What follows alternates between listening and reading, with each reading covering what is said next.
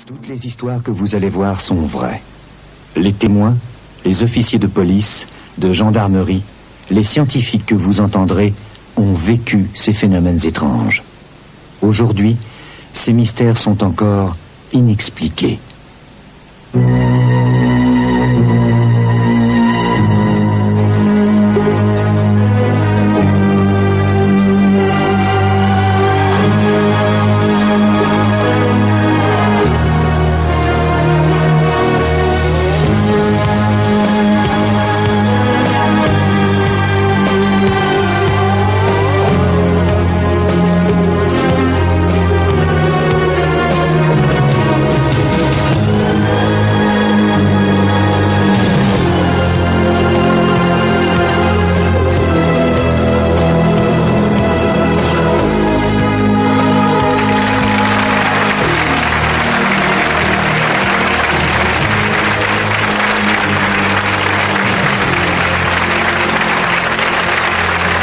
Bonsoir. C'est vrai que vous avez eu de la chance. Vous le dites vous-même, c'est miraculeux. Il faut bien dire que sans un concours de circonstances extraordinaires, eh bien, alors qu'il est, vous et votre mari, vous pourriez être morts, ou bien, dans le meilleur des cas, vous retrouver à l'hôpital. D'ailleurs, tout est de sa faute, ou plutôt tout est grâce à lui. S'il avait pris le temps de se garer correctement, en courant à ce rendez-vous de dernière minute, il n'aurait pas été obligé d'aller chercher sa voiture à la Fourrière. Résultat, il est arrivé à la maison avec plus d'1 heure de retard, les embouteillages commençaient sur le périphérique et le vol Paris-Dakar était à 19h à Orly. Le temps de trouver un taxi et vous aviez toutes les chances de rater l'avion. Alors parlons-en du taxi, vous avez naturellement passé un temps fou au téléphone et quand on vous en a finalement trouvé un, au lieu des 10 minutes annoncées, il a mis 35 minutes pour arriver en bas de chez vous. Total, il restait une demi-heure pour rejoindre l'aéroport. Le chauffeur de taxi vous a dit c'est jouable. Et vous ne pouviez pas savoir que sur l'itinéraire génial qu'il allait emprunter, un camion aurait renversé son chargement. Résultat, à 19h15, vous étiez dans les embouteillages et pour l'avion de vos vacances, c'était fichu. Mais alors, la tête que vous avez fait le lendemain matin avec votre mari, quand, en écoutant la radio, vous avez appris que le petit avion que vous deviez prendre à Dakar pour rejoindre votre village de vacances s'était écrasé en brousse peu avant l'atterrissage. Et il n'y avait pas un seul rescapé. Alors des histoires comme ça, on en connaît tous des dizaines. Certains se disent, eh bien, c'était pas mon heure. Et puis d'autres, sans trop y croire, invoquent leur ange gardien. Eh bien, si c'était vrai, si les anges gardiens existaient, eh bien, il y en a, figurez-vous, qui les ont rencontrés. Et c'est notamment ce qui est arrivé à une femme dont Mystère va vous raconter ce soir l'étrange aventure. Voilà. Donc, comme d'habitude maintenant, en quelques images, le programme de votre soirée. L'enfer des sectes. Montpellier, 1991. Catherine, étudiante, disparaît. Après 2 mois de recherche, sa famille l'arrache juste à temps à la secte qui allait la séquestrer. Automne 1957, en Norvège. 4 militaires à bord d'un Dakota C-47. Pendant plus de 10 minutes, ils sont suivis par une boule de lumière. Dans le monde entier, pilotes et astronautes reconnaissent aujourd'hui avoir fait d'étranges rencontres. Une dernière chose étonnante à signaler. Il y a eu des milliers d'observations d'OVNI rapportées en Belgique, mais très peu dans les pays voisins, l'Allemagne, la France ou les Pays-Bas. Les sceptiques voient en cela une preuve supplémentaire qu'il ne s'agit que de fantasmes ou d'hallucinations. Pourtant, certaines personnes ont avancé une explication. Les ovnis sont peut-être attirés par les lumières des autoroutes belges qui sont si bien éclairées la nuit que les astronautes les ont remarquées de l'espace lors des missions Apollo sur la Lune. Là, Patrick Baudry, ça demande une confirmation. Vous n'êtes pas allé sur la Lune, mais enfin avec Jean-Loup Chrétien, vous êtes le Français qui est allé le plus haut, qui s'est le plus éloigné de notre bonne vieille planète. Est-ce que c'est vrai qu'on peut voir les autoroutes belges et leur signalisation lumineuse depuis Alors, une altitude de la Lune, non. De la Lune, on ne peut pas voir les autoroutes belges, mais de l'espace, oui. Vous n'y êtes pas allé. C'est-à-dire sur la... Oui, mais je veux dire, on a parlé avec tous nos amis qui étaient sur la Lune, ils sont 12. Ouais. Et de la Lune, on ne voit ni la muraille de Chine, ni les autoroutes belges. Par contre, de l'espace et des orbites qu'on utilise quotidiennement aujourd'hui, à peu près à 300, 400, 500, 600 km Il parle s'il allait tous les jours se balader à 400 km. Là, on voit très bien les autoroutes belges, on voit très bien tout ce qui a une très grande dimension linéaire et qui est lumineux en période de nuit, c'est-à-dire qu'on est de l'autre côté de la Terre par rapport au Soleil. Okay. Alors, il faut tout de suite préciser, et là je me retourne vers nos amis belges, Michel Bougard, président de la SOBEPS, Léon Brennick, physicien qui travaille pour la SOBEPS. Les autoroutes belges étaient éclairées comme elles le sont aujourd'hui, bien avant cette affaire de 89. Hein. Tout à fait, tout à fait. Bon. Je crois qu'il ne faut pas chercher dans la structure autoritaire belge les raisons. Okay. C'est sans doute un indice, je crois qu'il faut en parler. Bon. Nous avons par exemple dans nos listes des cas des témoignages mentionnant clairement des objets évoluant aux abords des autoroutes. C'est assez fréquent dans la liste des témoignages que nous avons reçus, mais je crois qu'il est difficile d'établir un lien de cause à effet entre les deux événements. Bon, moi je disais tout à l'heure que cette affaire était exemplaire, elle l'est à plus d'un titre. Ce général extraordinaire. On se demande dans quel pays on trouvera une autorité militaire de ce niveau qui accepte de parler comme il a parlé.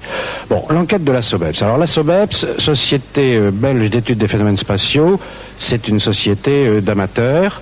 Vous avez fait une enquête peut-être la plus approfondie au monde sur l'affaire des ovnis belges. Combien de témoignages avez-vous recueillis ? Alors je dirais que de témoignages, probablement plusieurs milliers, mais nous préférons parler d'enquête, parce que je crois que chaque enquête représente en fait plusieurs témoignages. C'est ça. Il y a plus de 1000 enquêtes qui ont été à l'heure actuelle quasiment achevées. D'accord. Alors, de ces enquêtes, il ressort, et c'est là votre témoignage est précieux, il ressort en quelque sorte un portrait robot de l'OVNI, car il semble que ça a été longtemps le même, de l'OVNI qui a commencé à apparaître en 89. Alors faites-nous ce portrait robot de cet OVNI. C'est qu'il se dégage de nos enquêtes une très grande cohérence, à la fois dans la description de l'objet et dans la chronologie des événements. Donc il y a des soirées où nous avons pu suivre quasiment de minute en minute l'évolution du phénomène sur plusieurs kilomètres carrés, avec excessivement de précision dans les détails rapportés. Je crois que le film rend bien compte de la morphologie générale du phénomène. Alors quelles sont ces autres caractéristiques, à part les caractéristiques visuelles que nous avons vues dans le film ? Bon, je crois que l'essentiel, c'est cette plateforme triangulaire, très massive, majestueuse, telle que les témoins la signalent, avec un déplacement très lent, comme le montre le film, dans un silence intégral. Déplacement lent, mais des accélérations parfois brutales, des mouvements zigzags également qui ont été signalés, des mouvements à angle droit. On le montre également dans le film, qui est en fait une sorte de synthèse de différents éléments de témoignage. La présence de structures lumineuses annexes, comme ces sphères orange ou rouges, qui se détachent, qui peuvent quitter effectivement cette plateforme et avoir un mouvement tout à fait autonome. Est-ce qu'il y a eu des témoignages à contrario, c'est-à-dire des gens qui étaient présents sur les mêmes lieux que les différents témoins dont vous parlez, et qui eux n'ont rien vu ou ont vu autre chose très très différente? La plupart du temps, les témoignages convergent, et c'est assez fréquent de trouver plusieurs témoins qui ne sont pas nécessairement strictement au même endroit et qui ont vu le même phénomène. Avez-vous une petite idée de la plus grande dimension qui a été observée par les témoins ? L'ordre de grandeur moyen, je crois que c'est de l'ordre de 40 à 50 mètres d'envergure. Mais il y a un cas que M. Brennick connaît bien, parce que je crois qu'il a mené une partie de l'enquête, où l'objet a été décrit comme ayant quasiment la taille d'un terrain de football. Il y a un cas d'une structure... Comment on peut faire pour le mesurer de façon si précise? Eh bien, écoutez, en fait, là, les témoins travaillaient dans une cour d'usine de nuit, et ils ont vu une espèce de plateforme passer au-dessus de la cour d'usine. Ils ont à peu près estimé sa vitesse, et ils ont mesuré le temps que ça a pris pour qu'elle défile complètement. Alors, un petit calcul, à partir de là, évidemment, les estimations de vitesse sont toujours un peu douteuses, mais on peut situer la dimension entre 500 mètres et 1000 mètres. Patrick Baudry, vous connaissiez cette vague d'OVNI sur la Belgique, mais qu'est-ce que vous en pensez après avoir vu ce film? Après avoir vu ce film, c'est assez troublant, et en tout cas c'est passionnant, parce que ce sont des témoignages répertoriés qui ont été étudiés et recueillis par des gens avec un esprit rigoureux, scientifique, donc c'est particulièrement intéressant. Et il sera encore plus intéressant de connaître l'explication finale, quelle qu'elle soit. Alors, les sceptiques avancent l'hypothèse d'un engin fabriqué par l'homme, et on parle beaucoup, à chaque fois qu'il y a une affaire d'OVNI, des fameux avions furtifs américains.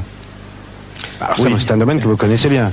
C'est-à-dire que d'une manière générale, il faut quand même reconnaître que les prototypes américains, certains prototypes américains, ont été développés et ensuite même utilisés d'une manière opérationnelle, sans que nous, disons, même du monde occidental, peut-être nos collègues soviétiques à l'époque, en tous les cas sans que nous le sachions et nous connaissions ces appareils. Donc effectivement, à chaque fois qu'on aboutit à une question sans réponse, mais avec une forme, avec des caractéristiques de vitesse, de performance, parce qu'il y a des formes à peu près similaires avec le fameux prototype.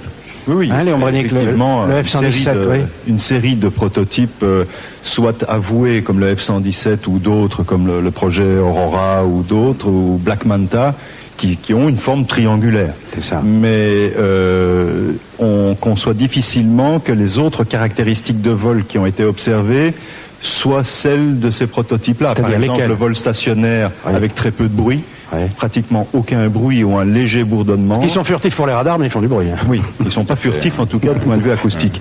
L'absence de poussée sur l'air, de souffle sur l'air perçu par des témoins qui étaient très proches, et aussi ces objets, ces sphères lumineuses qui se détachent et qui vont, dans certains cas en tout cas, visiter les témoins de plus près, ça c'est déjà un petit peu plus difficile. Disons que ça ferait penser alors à un prototype qui est l'aboutissement d'une recherche ultra secrète et menée depuis de nombreuses années. Bon alors, hypothèse à écarter. Vous, de la SOBEPS, votre conviction intime, personnelle, c'est quoi? Qu'est-ce qui s'est passé dans le ciel de Belgique de novembre 89 et pendant les mois qui ont suivi? Eh bien, je crois que nous avons la conviction, je crois que chacun a son idée, sa petite idée derrière la tête.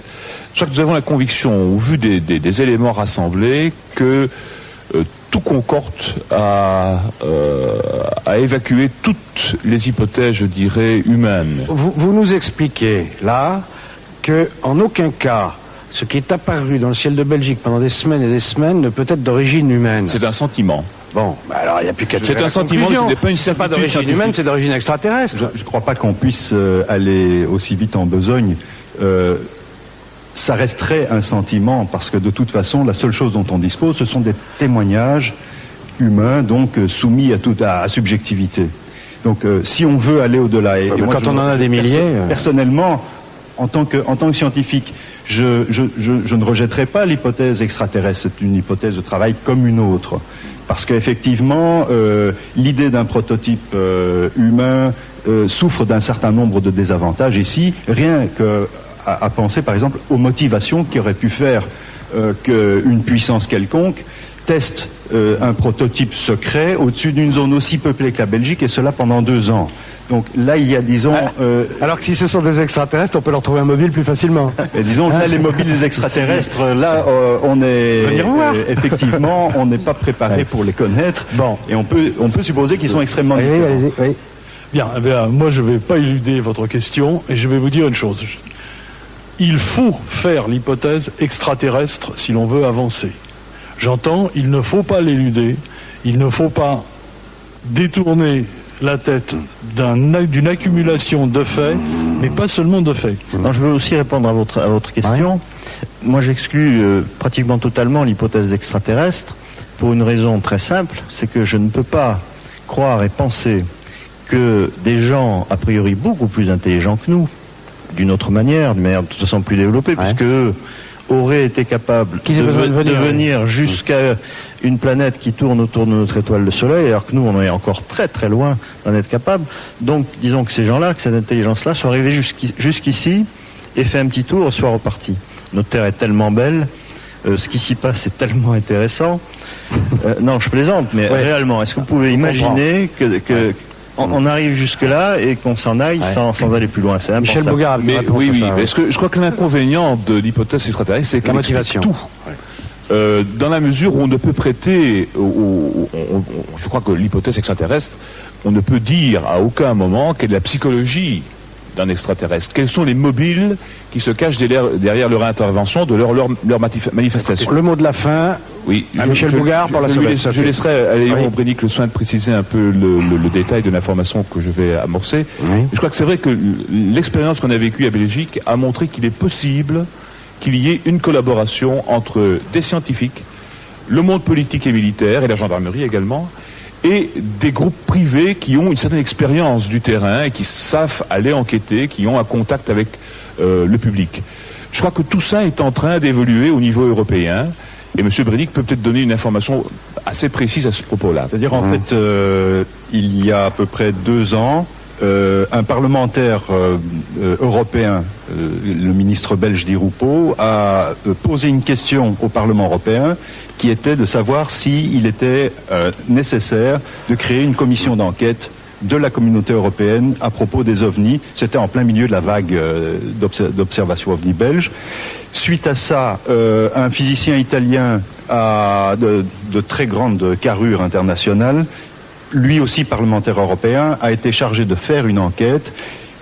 Il arrive aux conclusions de cette enquête actuellement, et dans ses conclusions, il recommande la création d'une entité européenne, tout en disant qu'effectivement c'est un début et que, disons, il ne faudra pas des moyens énormes, mais il faut donner un support et reconnaître que ce type d'investigation doit avoir un statut et doit être aidé. Dites-moi, pour en terminer, si demain, tous autant que vous êtes, on vous apportait la preuve que tous ces phénomènes d'OVNI recensés depuis des décennies, eh ben, il n'y avait aucun extraterrestre là-dedans, vous ne seriez pas un petit peu déçu quand même? Forcément déçu. Ah, oui, absolument. Vous allez prendre la question. Le rêve est très important pour chacun d'entre nous. Donc émerveillé si on vous disait ce sont des extraterrestres. Ah oui, ce serait fantastique. La plus grande information de votre vie, Patrick Baudry. Ah certainement, et de très loin, oui. Eh ben, je vous souhaite de l'avoir, cette information. Merci. Merci messieurs, au revoir. S'il y a une question que nous nous sommes souvent posée dans Mystère, c'est bien celle de la vie après la mort. Quel est donc cet étrange voyage que racontent certains de ceux que les progrès de la médecine ont permis de ramener à la vie après une courte interruption? Alors, là où leur récit nous étonne encore plus, c'est quand ils affirment avoir rencontré au cours de ce voyage leur ange gardien. Et c'est justement ce qui est arrivé à Nicole Dron. Les anges, créatures merveilleuses, messagers de Dieu, êtres de bonté et de miséricorde, qui selon l'Ancien Testament et les Évangiles, apparaissent parfois aux hommes pour les guider et les secourir. Les anges existent-ils vraiment? Existent-ils toujours? C'est après avoir côtoyé la mort de très près que des milliers de personnes affirment avoir rencontré ces anges. Je dirais simplement que j'ai rencontré des êtres de lumière. Est-ce des anges? Est-ce des êtres plus évolués, des guides spirituels, ou des êtres simplement plus évolués qui étaient là? Je n'en sais rien. Nicole n'est pas la seule à avoir vécu cette expérience. Tous les témoins font le même récit et parcourent le même chemin pour arriver jusqu'à ces êtres de lumière. Ils ont d'abord l'étrange sensation de sortir de leur corps, puis d'être projetés dans un tunnel noir. Et puis, j'ai commencé à flotter et j'ai débouché dans un espèce de trou noir. Tout était noir. Je montais au milieu, au centre, et à une vitesse vertigineuse. Et puis là, j'ai eu un moment d'angoisse, parce que j'étais dans le noir. Et j'ai levé la tête, j'ai vu un point lumineux, et je me suis dirigée vers ce point de plus en plus rapidement. Et plus je montais vers ce point, plus ce point grandissait, plus la lumière s'ouvrait. Pierre Jovanovic a enquêté pendant 6 ans sur ces mystérieuses expériences. Les récits de centaines de témoins présentent d'étranges similitudes. Alors, c'est effectivement similitude est un mot faible parce que partout, je veux dire, que ce soit aux États-Unis, en Angleterre, en Hollande, en Afrique, en Russie, peu importe le pays, la nationalité, la religion, l'âge, le sexe, vous avez toujours le même cas, c'est-à-dire la personne sort de son corps, bang, dans le tunnel, ok. Au bout de ce tunnel, il y a une lumière blanche. Et cette lumière l'attire terriblement. La personne veut se fondre dans cette lumière. Alors ça, c'est universel. C'est absolument stupéfiant. Sortie de corps, tunnel. Bon. Alors une fois qu'ils sont de l'autre côté, bon, parfois il y a un jardin, parfois il y a une ville, parfois ils flottent, ils ressentent un amour terrible. Cet extraordinaire voyage, Nicole Dron l'a vécu en janvier 1968, au cours d'une opération chirurgicale.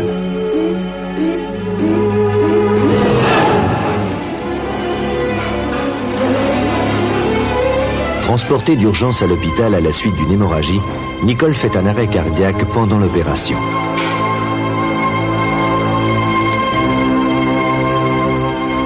Elle est en état de mort clinique. Les médecins tentent de la ranimer en vain. Mais Nicole, elle, sait qu'elle est toujours en vie. Et soudain...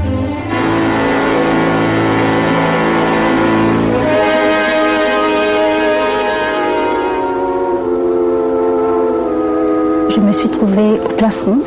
Tout ce qui était moi, mon être profond, était au plafond. Et j'étais très étonnée parce que, au départ, je voyais de tous les côtés à la fois. Et j'ai vu aussi mon corps qui était étendu sur la table d'opération avec... vraiment, j'étais très, très impressionnée parce que j'étais à l'extérieur et je prenais conscience d'être l'habitant de mon corps.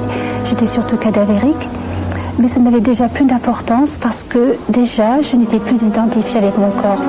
Et j'ai attendu le chirurgien qui a dit... Merde, elle me claque dans les mains. Nicole essaie de toucher les objets autour d'elle. Mais sa main traverse la matière. Elle ne comprend pas ce qui lui arrive. Pourtant, elle n'a pas peur.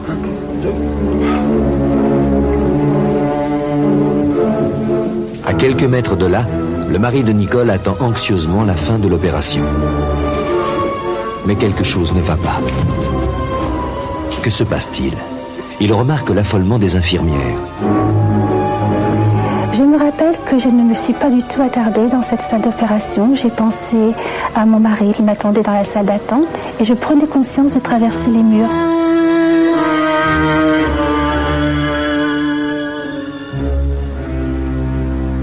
Nicole arrive dans la salle d'attente, mais Michel ne la voit pas.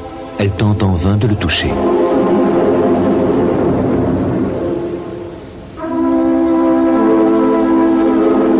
Et soudain, Nicole est aspirée à grande vitesse dans un long couloir.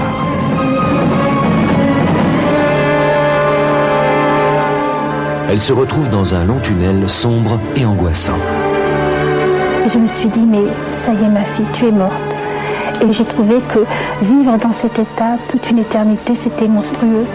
Et au loin, heureusement, j'ai vu une lumière.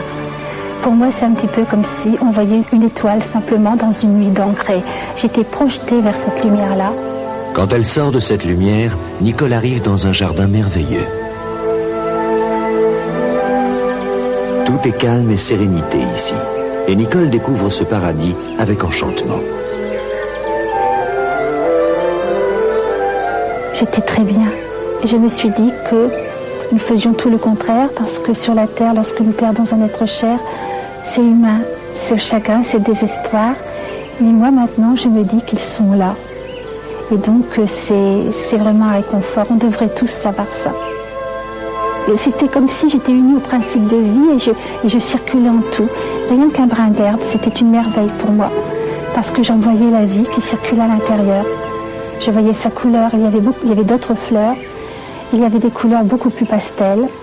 Il y avait surtout la vie qui circulait en tout. Il y avait une correspondance entre les sons et les couleurs. Les sons devenaient couleurs.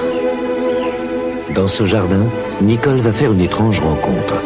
Un jeune homme va s'approcher d'elle et elle saura instantanément qu'il s'agit de son petit frère décédé à l'âge de 7 mois. Nul besoin de paroles. Entre eux, la communion sera parfaite.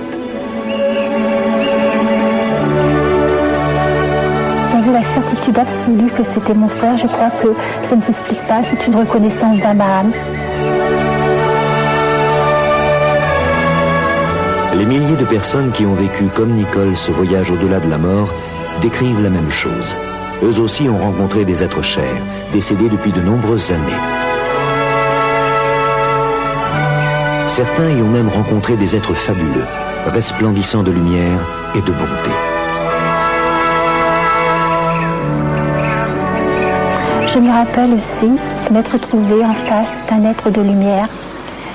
Je ne peux pas le décrire vraiment. Je me rappellerai toujours de la noblesse de cet être-là. C'était un être comme vous et moi, mais il resplendissait de lumière. Je me suis trouvée très petite devant lui. Il avait un regard, un amour immense, mais ce n'était pas un amour sensiblerie, tel qu'on a l'habitude de le vivre sur la terre. C'était un amour force. Et il m'a demandé, comment as-tu aimé? Et qu'as-tu fait pour les autres? Et je n'ai jamais entendu une question aussi exigeante. Toutes les descriptions de ces anges de lumière sont étonnamment similaires. Mais je ne pourrais jamais décrire la grandeur d'âme de cet être. Tout d'abord, ce sont nos deux yeux qui ont fusionné. Et lorsqu'il m'a regardé, j'ai su qu'il savait tout de ma vie. Je ne pouvais pas lui cacher 5 minutes de mon existence terrestre. Des spécialistes ont comparé des milliers de témoignages de par le monde. Et le comportement ainsi que la personnalité de ces anges de lumière sont toujours les mêmes. Il est toujours très très majestueux. Alors là, c'est une présence vraiment impressionnante. Il dégage une supériorité de transcendance extraordinaire. Et la personne a l'impression d'être complètement percée jusqu'au fond de ce qu'elle est. Et alors là, c'est terrible et magnifique.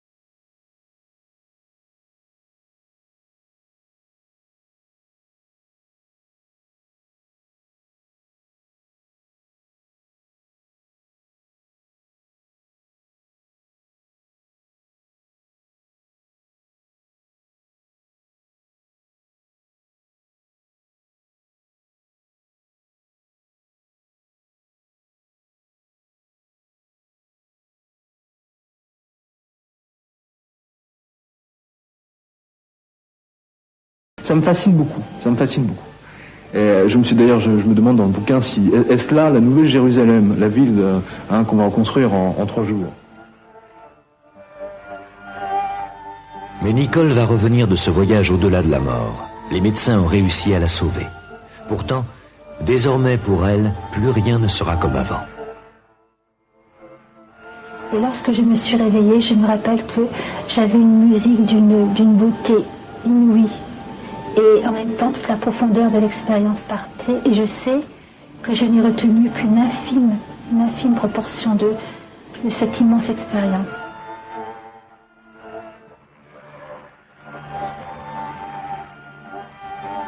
« 25 ans ont passé. Et Nicole a choisi de témoigner. Car après cette expérience, elle est convaincue qu'il y a bien une vie après la mort. Et qu'il existe des êtres extraordinaires de bonté et d'amour. Des anges de lumière qui toujours veillent sur nous.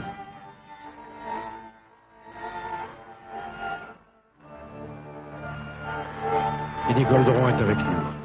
Cet être de lumière que vous avez rencontré, que d'autres peuvent appeler ange gardien, oui. Vous êtes toujours certain de sa présence? Il continue à vous guider, à vous protéger? Vous avez de ses nouvelles depuis 25 ans? Je m'attendais à cette question, mais je crois que nous tous, nous avons des anges gardiens, nous avons des nouvelles, comme on dit, c'est par des impressions, par des intuitions. Quelquefois, on se sent protégé. Et oui, j'en suis. Vous savez, au départ, on se dit, oh, c'est un hasard. C'est une coïncidence, il m'arrive telle et telle chose. Et après, on s'aperçoit qu'il n'y a pas de hasard et de coïncidence. Et vous n'avez jamais douté de son existence? Je n'ai jamais douté de son existence. À côté de vous, celui qu'on ne présente plus, selon la formule consacrée, le professeur Huguenard, le créateur des SAMU. Le professeur Huguenard, c'est 50 ans de médecine et de médecine lourde, c'est le cas de le dire, et 50 ans d'expérience de réanimation. Et puis Pierre Jovanovic, mon confrère, journaliste, correspondant en Californie à l'heure actuelle du Quotidien de Paris, qui lui alors s'est livré à une enquête assez extraordinaire pour un journaliste, puisqu'il a fait une enquête sur l'existence des anges gardiens. Ça a donné un énorme bouquin, une enquête qui a duré un temps fou. Il semble qu'au terme de votre enquête, vous soyez persuadé de l'existence des anges gardiens. Oui, tout à fait. Après 5 ans d'enquête, 5 ans de lecture, des centaines de personnes interrogées, de témoins, j'ai constaté que tout se recoupe dans les expériences aux frontières de la mort. Mais surtout, ce sont les témoignages d'autres confrères qui m'ont effectivement convaincu, si je puis dire. Bon, professeur Huguenard, vous êtes un familier de ce que l'on appelle la mort imminente. En réanimation, vous en avez vu, hein, des gens vous filer entre les doigts que vous avez peut-être ramenés. Pour vous, ce voyage, ces rencontres, ça peut exister ou ça n'existe pas? Mon point de vue est que si l'on veut étudier ces phénomènes de façon rigoureusement scientifique, ce qui me semble souhaitable, ce qui est même la seule façon de les aborder, on va se heurter à de nombreuses difficultés. Parce que pour qu'un fait soit reconnu comme scientifique, premièrement, il faut qu'il soit observé. Deuxièmement, il faut qu'il soit enregistré, mémorisé autrement que dans la mémoire des hommes. Et troisièmement, il faut qu'il soit reproductible. Qu'est-ce qu'on a observé jusqu'à présent? Strictement rien. Observé, ça veut dire vu, regardé. Exact. Alors pourquoi on refait Moody en convient. On travaille sur des rapports. Je ne dis pas sur des racontars. Pourquoi est-ce qu'on n'essaierait pas de refaire ça en laboratoire? Ah ben justement, ça j'allais vous le dire. Ouais. C'est le troisième point. Il faut que les faits soient reproductibles. Vous l'avez fait, non? C'est extrêmement difficile. Nous l'avons fait, mais de façon discutable. Je dis que s'il s'agit de faits scientifiques, ils doivent être observés, ils doivent être enregistrés, ils doivent être reproductibles. Ils ne sont pas observés, ils sont racontés. Les enregistrer, comment? En faisant un électroencéphalogramme, ça se fait pendant le sommeil, on étudie beaucoup le sommeil, mais c'est pas un électroencéphalogramme qui nous dira si les visions sont colorées ou pas, bien entendu. En général, le problème, c'est qu'à ce moment-là, ils sont morts et avec un électroencéphalogramme plat. Alors, c'est un peu dur. Oui, Nicole. Justement, voilà le cas de Christelle, elle avait 19 minutes de mort clinique avec électroencéphalogramme plat. Le cas a été publié par un journal américain intégralement médical. Vous pouvez le consulter. Oui, mais j'en ai consulté d'autres. Mais non, vous n'avez pas consulté d'autres. Regardez les travaux de Moody. Pierre, vous qui avez enquêté aux États-Unis, est-ce que vous avez une statistique? Combien est-ce qu'on a recensé de NDE? La statistique de l'Institut Gallup donne globalement 12% dans la population américaine qui a expérimenté soit une expérience frontière de la mort, soit une expérience de décorporation toute simple pendant le sommeil. Ça représente donc combien de millions de personnes sur le territoire des États-Unis? C'est entre 15 et 20 millions de personnes, ce qui est énorme. Nicole Dron, 25 ans après, jamais vous ne vous êtes dit, dans le fond, j'ai peut-être une hallucination? Non, jamais. Je vais vous dire pourquoi aussi, parce que il m'a été donné des informations durant cette expérience, des informations qui se sont réalisées après dans ma vie. Quelles informations et par qui vous ont-elles été données? Par qui? Par les êtres qui se trouvaient là-bas. Mais vous savez, quand on rentre dans cette lumière qui est un amour total, mais qui est aussi la connaissance totale, on rentre dans la connaissance. C'est comme si on rentrait dans une salle d'enseignement sans maître. Vous voyez, cette connaissance, elle vous imprègne. Donc j'ai vu plus tard, j'ai vu mes beaux-parents, ma grand-mère qui vieillissait, et on me montrait que tous les trois mouraient dans un laps de temps très rapproché. Je n'avais pas les dates de leur décès. Je savais que c'était dans l'avenir. Et que 2 mouraient à 3 semaines d'intervalle. au mois de janvier 81, le 27 janvier 81, mon beau-père est décédé. C'était un mardi. 3 semaines après, ma grand-mère est décédée, le même mardi. Et l'année suivante, c'était ma belle-mère. On me disait que mes enfants, tous les deux, se casseraient la jambe. Tous les deux se sont cassés la jambe. Vous voyez, ce sont des petites choses comme ça. Bien. Ben, je vous remercie tous les trois. Je remercie surtout Nicole Dron. Bon, professeur. Il n'y a vraiment pas de quoi. Non, mais peut-être qu'un jour, vous arrivera. Écoutez, je vous enverrai les photocopies de tous les travaux américains qui ont été publiés dans le journal. Non, envoyez-moi un ange gardien comme celui qui est sur la couverture de votre livre. D'accord. C'est vrai qu'il est très beau. Alors là, j'y croirai. Oui. Et je lui ferai partager ma foi.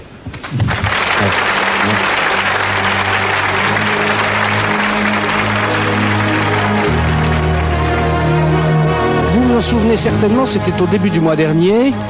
Il s'agit d'un homme de 58 ans qui souffrait depuis plus de 16 ans d'une sclérose en plaques et qui a retrouvé l'usage de ses membres de retour de Lourdes où il avait fait le pèlerinage pour la 2e fois. Naturellement, dans son village, maintenant tout le monde l'appelle le miraculé, mais pour l'Église ça ne suffit pas. Il faudra évidemment de longues années d'enquête et d'expertise médicale pour que Jacques Salone, c'est le nom de cet homme, soit éventuellement reconnu comme officiellement miraculé, auquel cas il serait le 66e miraculé de Lourdes. Le 65e cas, c'était celui d'une petite Sicilienne qui s'appelle Delizia Ciroli, et il a fallu quand même 12 ans pour que l'Église reconnaisse qu'il s'agissait d'un miracle officiel.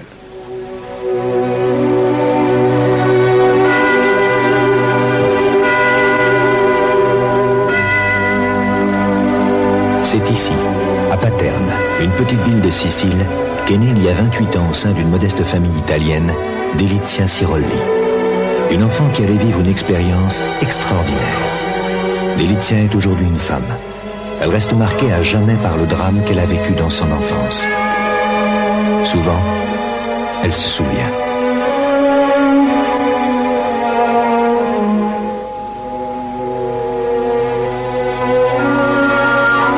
Nous sommes en mars 1976. Delizia est alors âgée de 11 ans. Comme tous les matins, elle se lève tôt pour aller à l'école.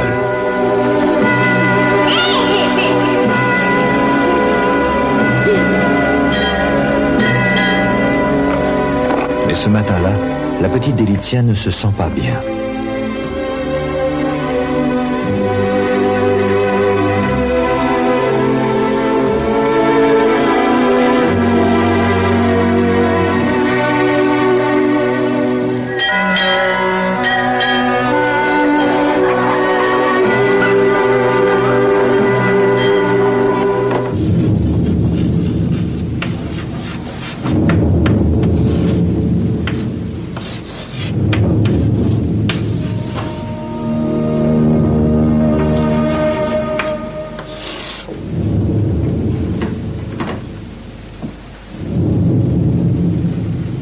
Delizia, va bene?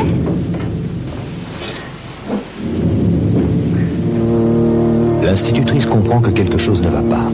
La fillette a très mal au genou.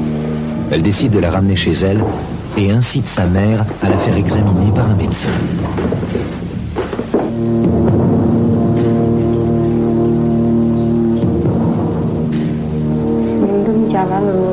Lorsque j'ai commencé à ressentir une douleur à la jambe, je l'ai dit à ma mère, mais elle a pensé que c'était une excuse pour ne pas aller à l'école. Delizia a regagné la chambre du petit appartement familial. Son père a été prévenu. Il est rentré tout de suite. De quoi souffre-t-elle ?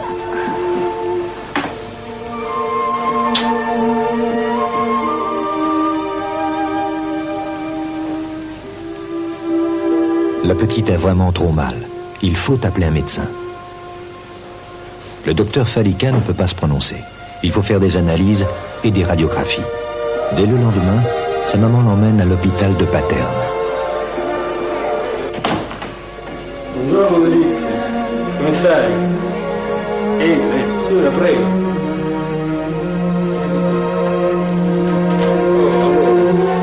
Un po' che non ci vediamo, fai vedere un po'. Sì, sta abbastanza bene, non è una cosa... Delizia va subir toute une série d'examens.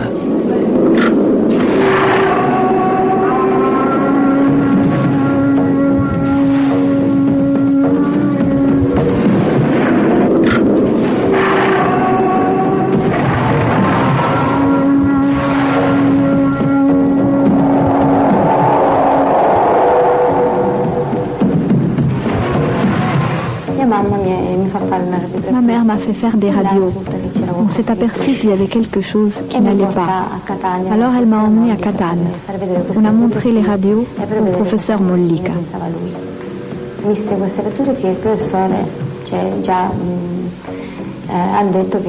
Il a dit qu'il y avait un problème et que je devais être hospitalisée pour y subir une biopsie, pour savoir plus exactement ce que j'avais.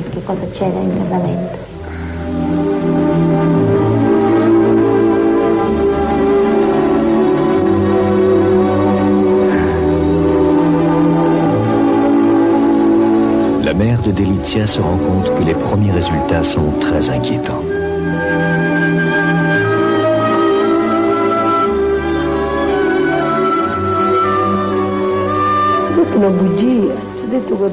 Pour ne pas l'effrayer, j'ai menti. J'ai seulement parlé de simple analyse. Je n'avais même rien dit à mon mari. J'ai gardé le secret. Pour la suite des examens, la petite Delizia est hospitalisée à Catane.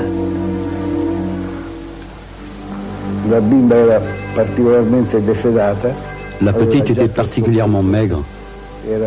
Son état général était inquiétant. Les premiers examens radiographiques et les analyses étaient claires. Il s'agissait d'une tumeur maligne du squelette.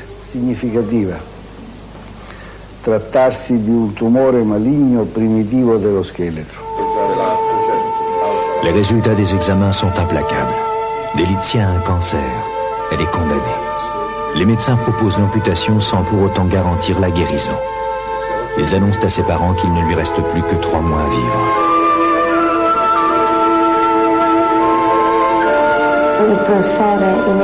Les médecins conseillaient l'amputation de la jambe. Mes parents ont refusé parce que cette amputation n'allait pas me guérir. Elle m'aurait permis de vivre quelques mois de plus et rien d'autre. Non si vuole che si faccia l'operazione.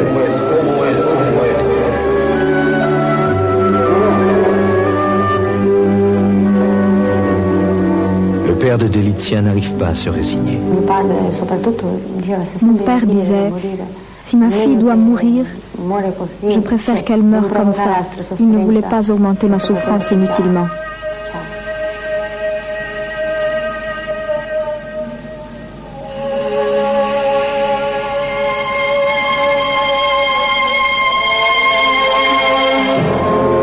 Il ne peut pas accepter l'idée que sa fille soit amputée.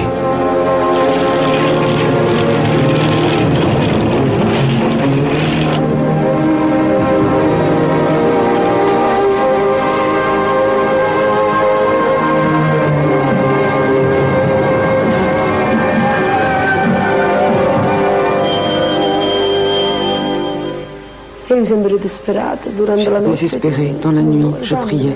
Seigneur, montre-moi le chemin. Fais quelque chose pour moi. Je savais que mon enfant était en train de mourir et j'étais impuissante.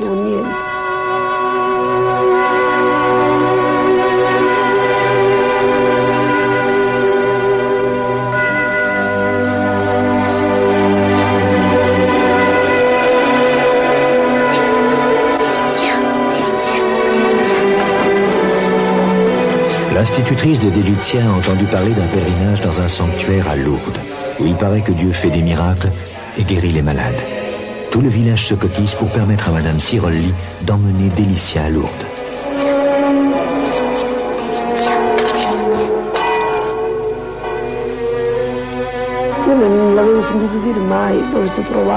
Je n'avais jamais entendu parler de Lourdes. Je ne savais même pas que c'était un sanctuaire.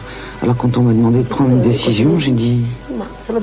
Si l'enfant peut voyager, pourquoi pas? Et nous sommes partis. Malgré sa faiblesse, Delizia va entreprendre le long voyage pour Lourdes.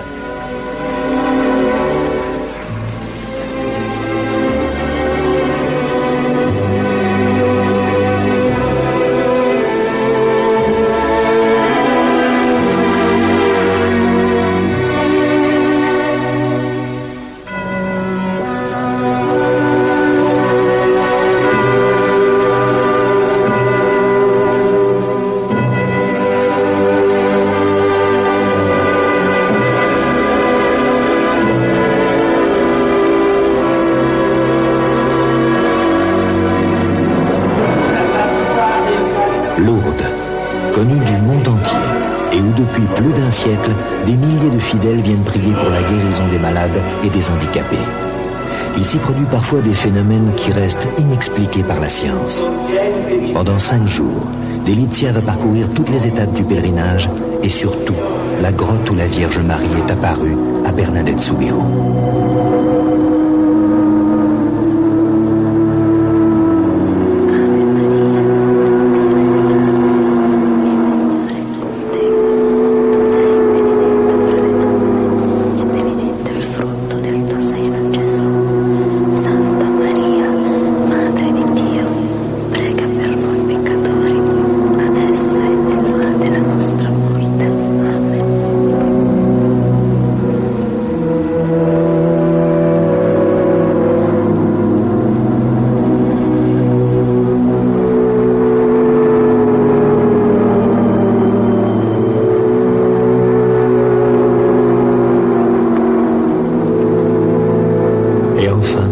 Elle se baigne dans l'eau sacrée du sanctuaire.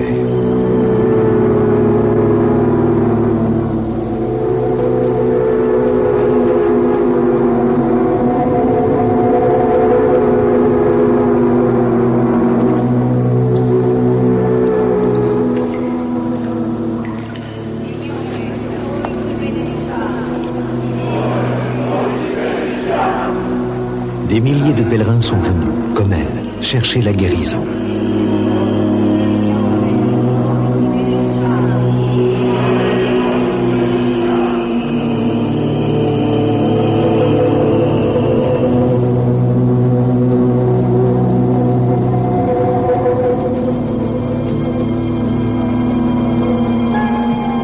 De retour à Paterne, l'état de Delizia est de plus en plus critique. Elle ne pèse plus que 22 kilos. Sa mère ne peut que lui faire boire de l'eau bénite de Lourdes en priant.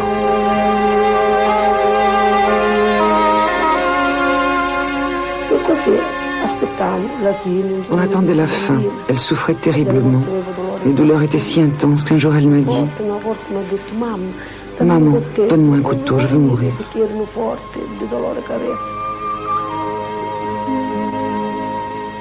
Un jour, elle s'est sentie tellement mal qu'elle s'est mise dans son lit comme quelqu'un qui va mourir.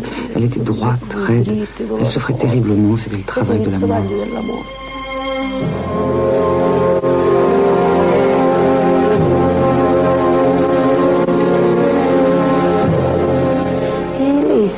Et elle n'a plus ressenti de douleur. Elle s'est levée. Elle est venue dans la cuisine.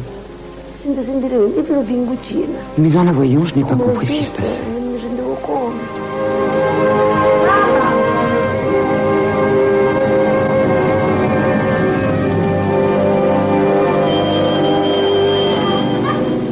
C'est incroyable.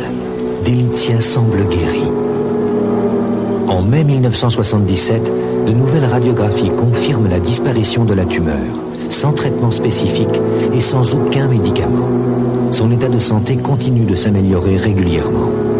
Les médecins ne s'expliquent pas sa guérison. La guérison a eu lieu, c'est indiscutable. C'est une chose hors du commun. Cette guérison est inexplicable. Elle est survenue exceptionnellement à travers des mécanismes que nous ne connaissons pas encore parfaitement bien.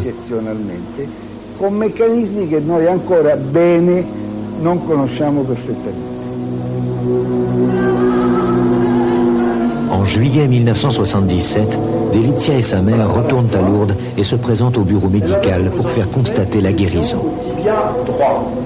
Or, depuis qu'elle est venue, on n'a plus constaté aucune autre lésion et nous constatons toujours au contraire que la mobilité est tout à fait normale. Elle se laisse faire, voyez, sans aucune douleur. Vous voyez donc qu'il n'y a plus aucune trace de cette tuméfaction, de cette lésion qu'elle avait à son genou. On peut considérer donc que cet enfant est vraiment guéri dans des conditions qui nous étonnent et qu'il est nécessaire maintenant de faire passer son dossier peut-être à l'autre instance médicale. Nous sommes, nous, médecins, pour jamais parler de miracle. Nous n'employons jamais ce mot-là. Nous disons qu'il s'agit d'une guérison d'une maladie parfaitement déterminée, qui avait un pronostic tout à fait redoutable et qui a guéri contre toute attente, qui a eu une évolution vers la guérison inespérée, extraordinaire, inexplicable. et de façon définitive. Le comité médical international ayant, après l'étude du dossier de Delizia, confirmé par vote la nature exceptionnelle et scientifiquement impossible de la guérison, l'archevêque de Catane examine à son tour le dossier. Lorsque j'ai eu la certitude qu'il s'agissait de faits extraordinaires, alors j'ai déclaré que c'était un miracle. Proprio con un mio documento che si trattava di un miracolo. E siccome questo è Le un Saint-Siège a confié cette tâche aux évêques des territoires où se produisent les miracles. dei territori dove avvengono questi fatti. Allora io ho assunto le mie J'ai pris responsabilità, mes ho responsabilités consegnato il decreto alla et j'ai stampa, signé le décret et l'ai annoncé à la alla presse. diocesi, sottolineando che si trattava di un segno del cielo. Le miracle est toujours un signe du Il ciel. miracolo è sempre un segno del cielo. Due equipe di medici, un'equipe a Lourdes e un'altra equipe a Catania hanno constatato che il fatto scientificamente non si può spiegare. Et en 1989, l'archevêque proclame officiellement le miracle. Il canonico accertò che ci si trovava di fronte a un fatto non solo umanamente inspiegabile, ma certamente da attribuire alla potenza della misericordia di Dio. Comment expliquer cette guérison que la science elle-même ne parvient pas à comprendre?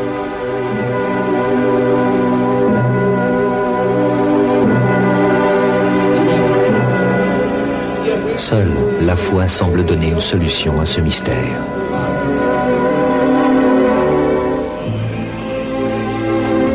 Depuis, chaque année pour remercier Dieu, Delizia revient en pèlerinage à Lourdes.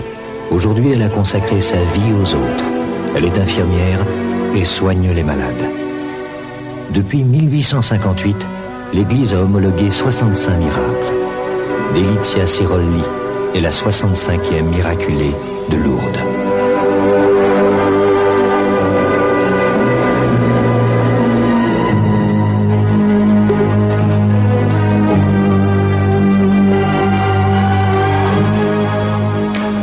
Voilà, il nous reste maintenant, comme à l'accoutumée, à feuilleter le journal de mystère avec Marielle Fournier. Bonsoir Marielle. Bonsoir Alexandre. Et il se trouve que nous avons parlé ce soir dans Mystère des sectes et de cette sorte de décervelage qu'elles opéraient sur leurs recrues. Or vous avez une information en provenance d'Afrique qui finalement rejoint un petit peu ce décervelage. Oui. Absolument, c'est-à-dire qu'on peut oublier tout, comme ça, la mémoire perdue en un éclair. Alors ça se passe en Afrique, effectivement, c'est en buvant une potion préparée lors de cérémonies d'initiation, une potion un peu, bon, il y avait la potion d'Astérix, ça donnait de la force, là c'est une potion qui balaye la mémoire tout d'un coup. C'est un professeur français, le professeur Pelt de l'université de Metz, qui a donc pu assister à ce type de rituel et qui s'est aperçu, qui a découvert que l'élément essentiel de cette mixture était la datura, et la datura est une plante extrêmement toxique. Alors que se passe-t-il? Eh bien, un jeune, puisque c'est des cérémonies d'initiation, boit ça, il oublie tout, il n'a plus de souvenirs. L'intérêt, c'est qu'on peut lui modeler, on peut lui façonner une nouvelle personnalité. Bon, maintenant, vous avez à nous présenter un sourcier. C'est très intéressant parce qu'on en a reçu des sourciers dans Mystère, mais le vôtre, il est. Alors, Mystère, vous savez que Mystère adore les personnages un petit peu hors du commun. Là, il s'agit vraiment d'un personnage extraordinaire. Il est suisse. Effectivement, il a un don. Il est sourcier. Il découvre les sources d'eau, mais aussi les gisements de pétrole. Regardez.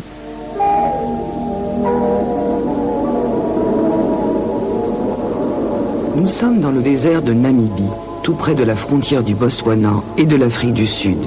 Ici, la vie dépend d'une seule chose, l'eau. Regardez cet homme. C'est Max Eberli, un Suisse-Allemand de la région de Zurich.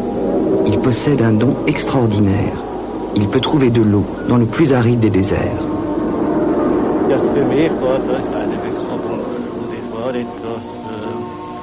Pour moi, c'était un don. J'étais, comme on dit, un mordu. Il me fallait sans arrêt chercher, chercher et encore chercher. J'ai eu la chance de connaître ici un bon sourcier que j'ai pu accompagner à l'époque. Max n'a pas besoin de baguette de sourcier. C'est son corps tout entier qui lui sert d'instrument de détection. Après avoir senti à main nue les radiations émises par les courants telluriques, il peut déterminer des lignes de passage et donner l'exacte étendue des nappes d'eau souterraines.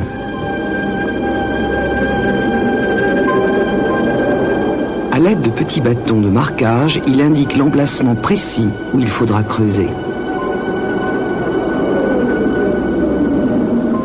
Max Eberly ne se trompe jamais. Après son passage, les éoliennes tournent.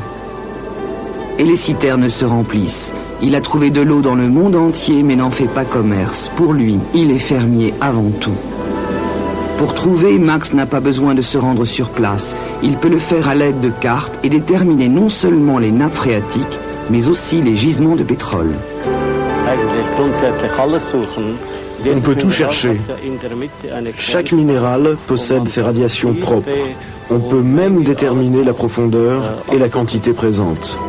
Il a effectué des missions dans plus de 30 pays d'Afrique et d'Asie. Les sociétés le sollicitent souvent, mais il ne se déplace que lorsque son intuition le lui conseille, toujours gratuitement. Une fois, j'étais au Canada avec une société d'exploitation pétrolière suisse qui voulait augmenter son capital. Grâce à ma recherche, ils ont fait de nouveaux forages et creusé de nouveaux puits.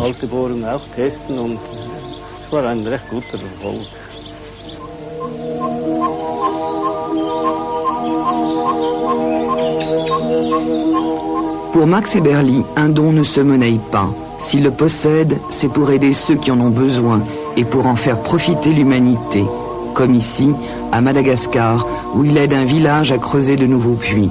Pour Max, chaque expérience est unique et riche d'enseignements.